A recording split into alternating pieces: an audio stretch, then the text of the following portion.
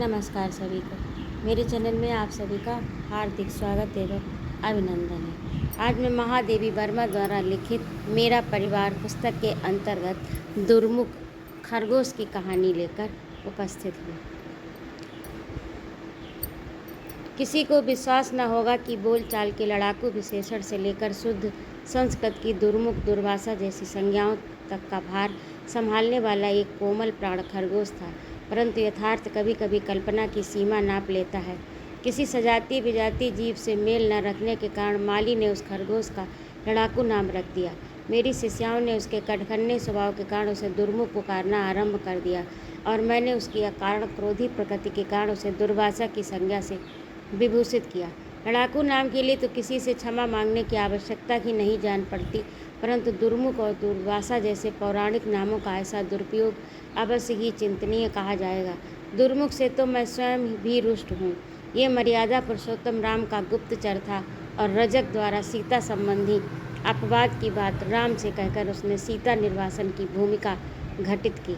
राजा अपने शत्रु राजाओं के क्रियाकलाप की जानकारी के लिए गुप्तचर रखता है, प्रजा के प्रत्येक घर में दंपत्ति की रहस्य वार्ता जानने के लिए नहीं। और यह तो सर्वविदित है कि पति पत्नी क्रोध में एक दूसरे से न जाने क्या क्या कह डालते हैं, फिर क्रोध का आवेश समाप्त हो जाने पर अजी जाने दो, मैं तो क्रोध में बिना सोचे समझे मुँह से निकल गया था, कहकर परस्पर क्षमा मांग लेते हैं। प्रत्येक गृह स्वामी अपने ग्रह का राजा और उसकी पत्नी रानी है। कोई गुप्त चर्चाएं वह देश के राजा का ही क्यों न हो, यदि उसकी निजी वार्ता को सार्वजनिक घटना के रूप में प्रचारित कर दे तो उसे गुप्तचर का अनधिकार दुष्टाचरण ही कहा जाएगा।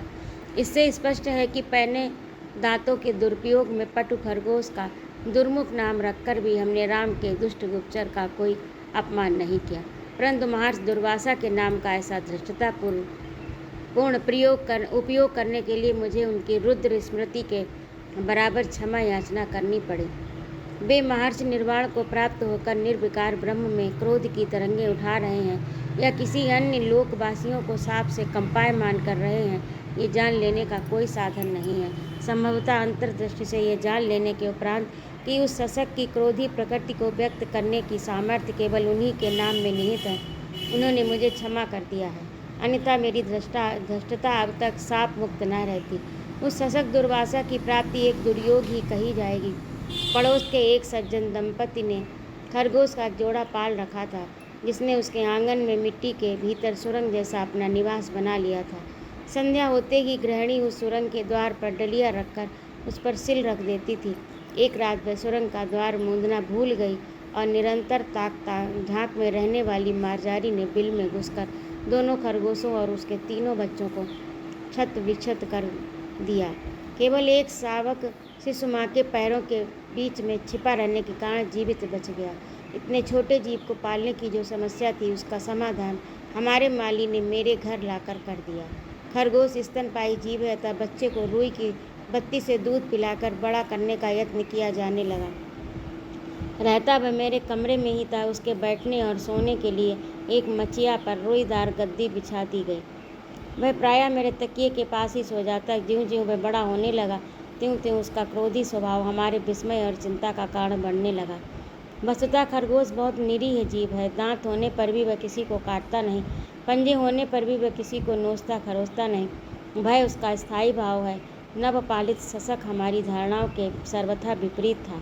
दूध भात देर से मिलने पर वह पंजों से कटोरी उलट देता, देने वाले के हाथ में या हाथ पहुँच से बाहर होने पर पैर में अपने नन्हे पर पहने दांत चुभा देता और कमरे भर में दौड़ दौड़ कर जो कुछ उसकी पहुंच में होता उसे फेंकता उलटता हुआ घूमता।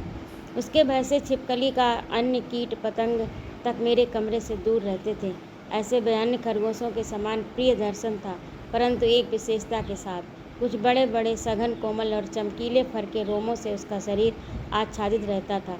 पूँछ छोटी सुंदर और पंजे स्वच्छ थे, जिनसे वह हर समय अपना मुख साफ करता रहता था।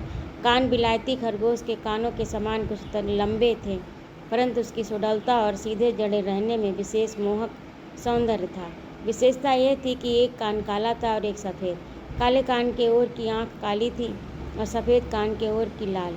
सामान्यतः सफ़ेद खरगोश की आँखें लाल और काले या चितकबरे की काली होती हैं, परंतु इस खरगोश की दोनों आँखों में अपनी दो भिन्न रंगों से उस नियम का अपवाद उपस्थित कर दिया था। कभी कभी लगता मानो दो भिन्न खरगोशों का आधा आधा शरीर जोड़कर एक बना दिया गया हो और आँखों से एक और नीलम और दूसरी ओर रूबी का चमकीला मन का जड़ दिया हो। सोजात की सतर्कता और आतंकित मुद्रा का उसमें सर्वथा अभाव था।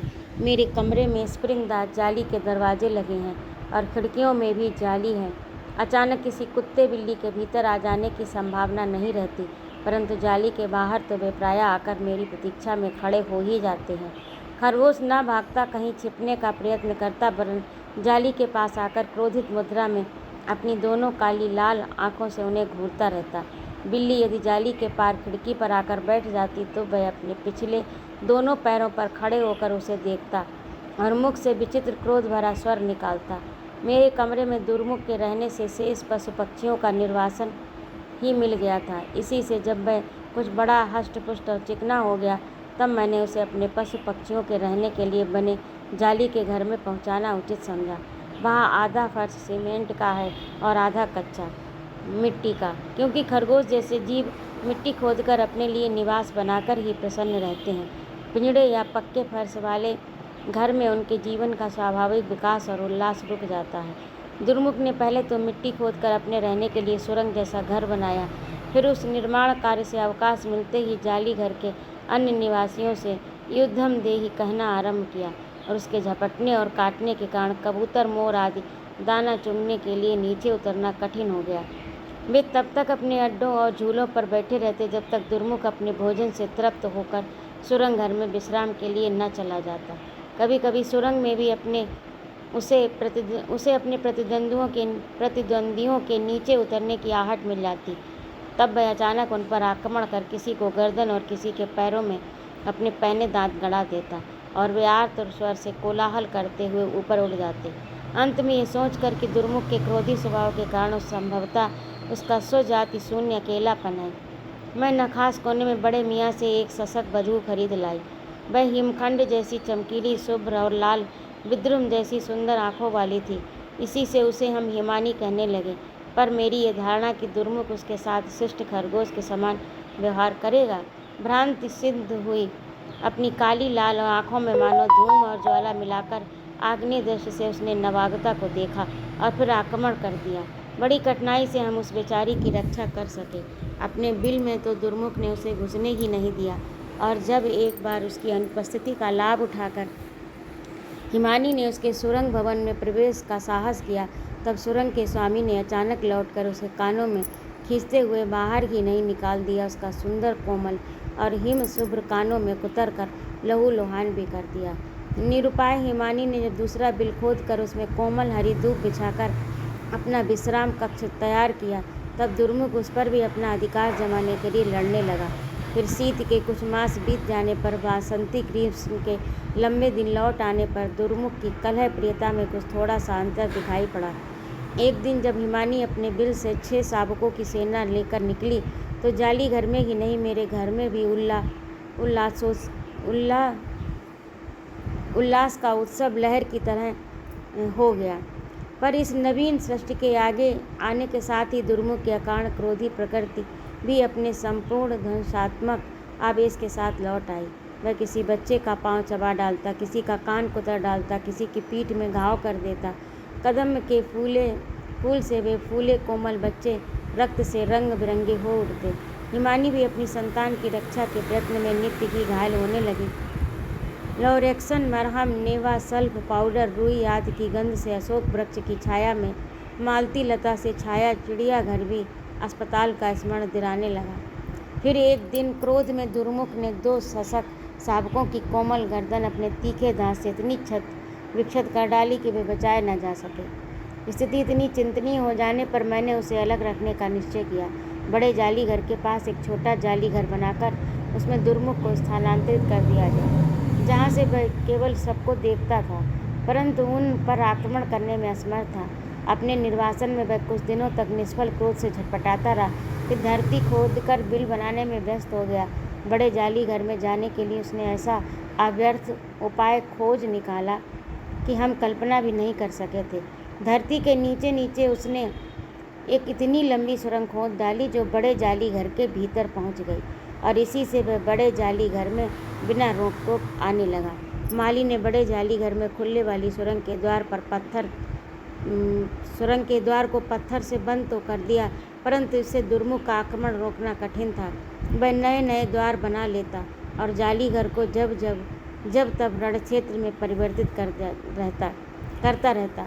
उसके बच्चे बड़े हो गए, फिर भी उनके भी बच्चे होने लगे, पर उनमें न कोई दुर्मुख से लड़कर बल में जीत सका, न अपत्य स्नेह से उसका हृदय जीत सका। यदि मृत्यु उसे न जीत लेती तो भी ये क्रम निरंतर चलता रहता। फिर एक दिन जाकर देखा कि दुर्मुख निश्चेष सा और ठंडा पड़ा है और एक सपोले के पूंछ की ओर का भाग उसकी दांतों में दबा है। सपोले के मुख की ओर का भाग उसके पंजों के नीचे था। प्रायः खरगोश की गंध से सांप आ जाते हैं, क्योंकि वह उसके प्रिय खाद्यों में से एक है। संभवतः सांप का बच्चा संध से जाल के भीतर घुस गया, क्योंकि बड़े सांप का तो उस जाली में प्रवेश कठिन है। दुर्मुख अपने स्वभाव के कारण उस पर झपट पड़ा होगा और वह जाली घर में बने कबूतर पर भी चढ़ सकता था, जिस पर सांप न चढ़ पाता, और सुरंग से बने बड़े जाली घर में भी जा सकता था, जहाँ मोर के कारण सांप न प्रवेश कर पाता। परंतु उसकी चिर लड़ाकू प्रकृति ने बचाव का कोई साधन स्वीकार नहीं किया। क्रोधी प्रकृति में भी पार्थिव रूप से मारक विष नहीं रहता। इसी से बेचारा दुर्मुख सपोले का भी दंशन विष नहीं सह सका, परंतु मृत्यु से पूर्व पहले उसने शत्रु के 2 खंड करके अपना प्रतिशोध ले तो लिया। हमने बड़े जाली घर में उसकी उपसमाधि बना दी। मेरे 100 के लगभग खरगोश दुर्मुख की ही प्रजा है। इसे कम लोग जानते हैं। उसकी संतति तो अपने पूर्वज का इतिहास जानने की शक्ति नहीं रखती, परंतु मेरे घर में उसकी विशेषताओं की चर्चा प्रायः हो जाती है। मेरे माली का आज भी निश्चित मत है कि उस खरगोश पर पहलवान जी की छाया थी, नहीं तो भला कोई खरगोश सांप से लड़कर उसके टुकड़े कर सकता है। पहलवान की समाधि कहीं पास ही है और उनकी शक्ति की जितनी ख्याति है कि दूर दूर से ग्रामवासी मनौतियाँ मानने आते हैं। पर मुझे आज भी वह छोटा मैग्नोलिया के फूल सा कोमल श्वेत शावक स्मरण हो आता है, जिसके जीवन के आरंभ में उस पर दुर्योग से मार्जारी की निष्ठुर छाया आ पड़ी थी। यदि वह अन्य शावक के समान खेलता खाता माँ की स्नेह छाया में बड़ा होता तो पता नहीं कैसा होता। तो ये था आज का कथानक। आपको कैसा लगा कमेंट करके बताइएगा, और सुनने के लिए बहुत बहुत धन्यवाद आप सभी का। जय माता।